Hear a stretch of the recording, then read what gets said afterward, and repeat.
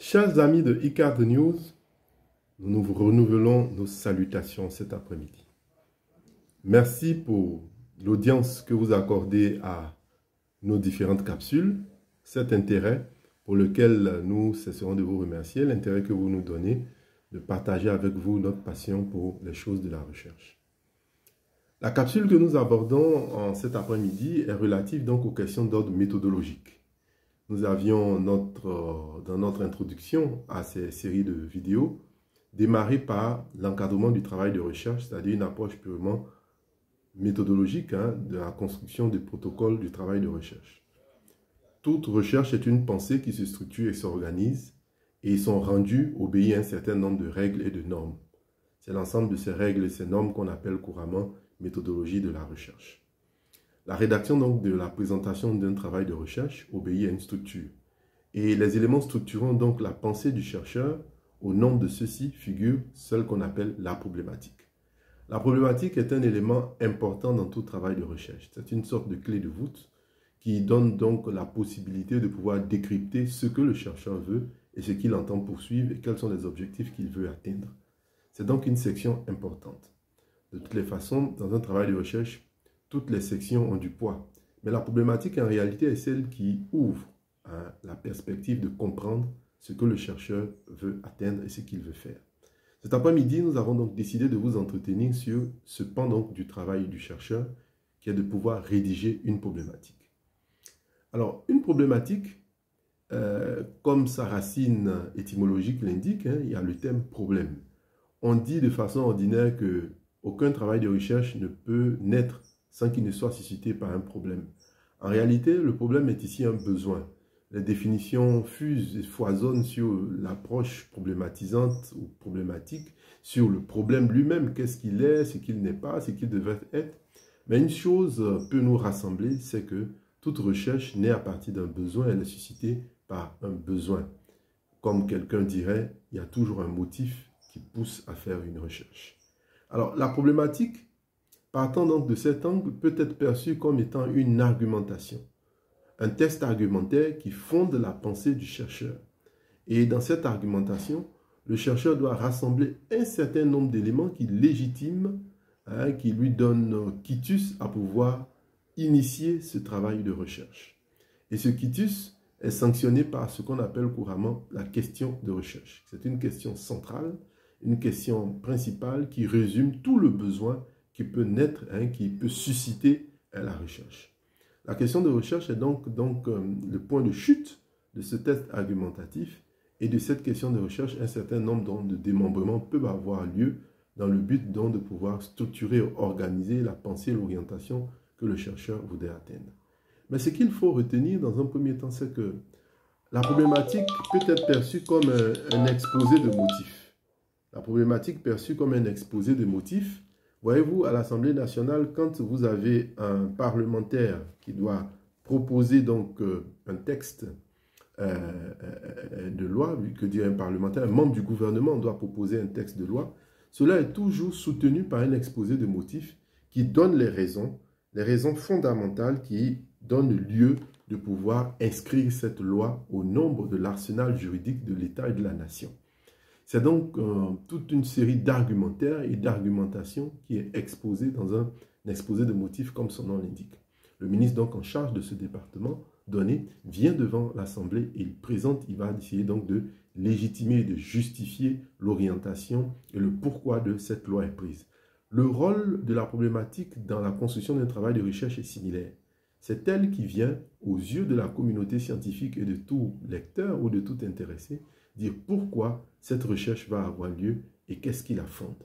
Donc, elle expose la position et l'orientation méthodologique et souvent moi-même épistémologique que le chercheur veut donner à sa ligne de conduite ou à sa ligne de réflexion. Nous l'avons dit, elle est sanctionnée par une question centrale et cette question centrale donne lieu à la construction donc de toute la pensée globale qui va organiser. Il faut savoir qu'elle est clairement faire savoir dans une problématique, il est clairement besoin de faire savoir l'orientation d'ordre épistémologique, d'ordre méthodologique, mais aussi le fondement du raisonnement. Est-ce que le chercheur veut nous engager dans une série description ou d'explication. C'est un aspect fondamental que la recherche, que la rédaction de la problématique doit pouvoir montrer. C'est donc tout l'intérêt de justifier ce besoin. Alors, on veut montrer, on veut faire découvrir ou on veut expliquer. Ça, ce sont des positions de la réflexion épistémologique qui sont importantes pour l'avenir même de la structure du travail de recherche. Et on va le voir quand on va aborder les autres séquences d'une articulation de travail de recherche, combien ce besoin d'exprimer clairement son orientation d'ordre épistémologique est importante. Parce que dans la réflexion, dans le raisonnement, cela est important parce que tout travail de recherche émane d'un raisonnement argumentatif. Montrer ou démontrer en fait. Et la problématique doit se donner les armes nécessaires pour pouvoir expliquer cette situation de fait. Pour ce faire, une problématique se structure autour de deux gros points. Elle doit mobiliser un ensemble d'acquis connus sur la question ou qui peuvent présenter la question. Ces acquis émanent généralement de la littérature qui est consultée ou à partir d'observations directes, de contacts directs avec des faits en relation avec le sujet observé ou le sujet interrogé. Observations directes avec le terrain ou les données du terrain permettent donc aux chercheurs de pouvoir donc asseoir une argumentation. Donc, le premier point, c'est de pouvoir faire le tour de la littérature. Mais ce tour de la littérature ne se fait pas de façon hasardeuse.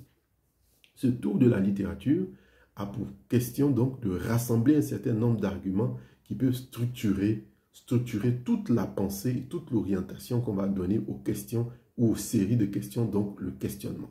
Donc, un élément important de constitution de la problématique, c'est ce qu'on appelle la revue de la littérature. La revue de la littérature, contrairement à ce qu'on peut penser, n'est pas en dehors de la problématique. Elle est un élément clé de la problématique parce qu'elle permet donc de réunir un certain nombre d'éléments qui vont justifier les différents argumentaires ou l'argumentation de façon générale. Ainsi, le chercheur, après avoir fait le tour de la littérature, après être entré en contact avec les données du terrain, a suffisamment d'espace, entre guillemets, a suffisamment d'oxygène, entre guillemets, pour pouvoir observer la réalité du sujet qui les touche, la réalité du phénomène qu'il aborde, avec les acquis antérieurs et avec la connaissance actuelle, factuelle du terrain ou de l'objet dans son terrain. À partir de cet instant, il peut dégager donc deux grandes pistes. Soit la confrontation entre les acquis du terrain et les acquis de l'observation lui permet d'aboutir à une insuffisance de données, ce qui va l'emmener à orienter sa recherche et sa problématique dans le sens de faire une description, soit cette confrontation va lui donner la possibilité de constater qu'il y a un paradoxe entre ce qui est normatif et ce qui est observable. À partir de ce moment, la recherche est engagée à expliquer l'origine du paradoxe ou l'origine de ce qu'on pourrait appeler communément, ou de façon plus simple, le décalage entre l'observable, c'est-à-dire l'empirique, et le théorique. Donc, c'est très important donc ce travail de revue de la littérature, de confrontation des acquis théoriques ou normatifs avec les acquis du terrain. C'est pour cela la littérature est importante à être explorée, les connaissances à mobiliser sont importantes, mais aussi le travail d'observation et de réunion d'un certain nombre de données factuelles qui ne sont pas forcément écrites, ne sont pas forcément des savoirs cartésiens, mais qui sont des choses établies et sues. Confronté donc avec la littérature, automatiquement vous avez une problématique qui se dégage, une orientation du raisonnement qui prend forme. Une fois que ces données sont acquises, là débute ce qu'on appelle un travail que moi j'appelle de la maîtrise de la langue. Parce que le chercheur est amené à réunir tous ces éléments dans une très belle rédaction, un très beau style rédactionnel qui doit partir sous une forme d'entonnoir, de la généralité aux particularités du terrain, pour montrer le besoin, soit qui va naître, soit la description, soit l'explication. C'est un travail vraiment de rédaction. C'est pour cela que, à ce niveau, la maturité dans la capacité rédactionnelle doit pouvoir se faire sentir. Ce n'est pas dans une problématique de pouvoir juxtaposer de façon mécanique les faits, les données dont je viens de parler, mais il faut pouvoir les articuler et il y a tout donc l'ardiesse de la maîtrise de l'écriture et de la langue qui permet de rendre à la problématique toute sa vigueur et toute son énergie. Alors la problématique, il ne faut pas la faire trop longue de peur qu'on puisse s'égarer un peu, se perdre. Mais en fonction du sujet, on pourrait aller jusqu'à 2 à 3 pages. Il n'y a aucune disposition réglementaire figée qui existe en la matière, mais il faut quand même savoir raison garder pour ne pas que le lecteur perde le fil de votre pensée et surtout que l'enchaînement des idées, l'enchaînement d'un paragraphe, les enchaînements de paragraphes à un autre avec les idées maîtresses qui s'enchaînent puissent donner donc à votre lecteur la possibilité de suivre la logique que vous proposez, soit que vous allez démontrer, soit que vous allez expliquer, mais il faut que cela se sente donc à partir de sources documentées, d'éléments factuels, d'éléments observés sur le terrain, référencés et référés, donc soit des sources bibliographiques existantes, bien référencées, bien référées, parce que en science, on ne s'avance pas de façon hasardeuse, on s'appuie toujours sur des acquis. De sorte que cette confrontation entre la mobilisation des données observées et des données acquises par la théorie puisse permettre de confronter le normatif avec ce qui est observé. Donc de là va naître le besoin, le problème qui sera rédigé de façon affirmative, un texte qui va donc présenter la situation qui marque le problème, un texte rédigé de façon affirmative qui va marquer le problème, et ce texte rédigé donc de façon affirmative sera transformé en interrogation, d'où la fameuse question de recherche. Et cette question est appelée, là encore, il n'y a pas de norme, il n'y a pas d'obligation, mais une question centrale ne devrait pas être éclatée en plus de 2 ou 3 questions secondaires, de perdre aussi le fil de son idée ou d'aller dans tous les sens. Voilà un peu en quelques mots ce que je peux nous ressasser, ou bien nous rappeler sur ce que devait être une problématique. On retiendra donc qu'une problématique est un texte qui est une argumentation qui légitime le besoin d'entrer dans une recherche. On pourrait l'assimiler à ce qu'un ministre ferait devant un parlement en faisant l'exposé de motifs qui fondent la nécessité de prendre une loi. C'est aussi la capacité pour le chercheur de faire une revue de la littérature et de confronter ces données de la littérature à des données empiriques, factuelles, testables sur le terrain, et de la confrontation qui va apparaître entre les dispositions normatives et les dispositions factuelles observées, pourrait donc naître un besoin qui va être soit marquer une insuffisance quantitative ou qualitative qui va amener à faire une description approfondie, ou un besoin marqué par un paradoxe qui est découvert entre ce qui est attendu et ce qui devrait être observé. C'est cela que le chercheur, celui qui débute la recherche, devrait comprendre.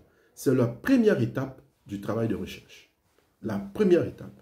L'introduction, nous l'avons dit dans d'autres cieux, n'est vraiment pas la première étape. La première étape, c'est de construire le problème qui est en fait le soubassement.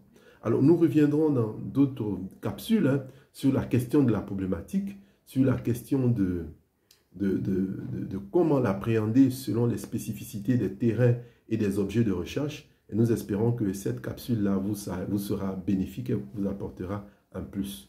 Excellente soirée. Merci.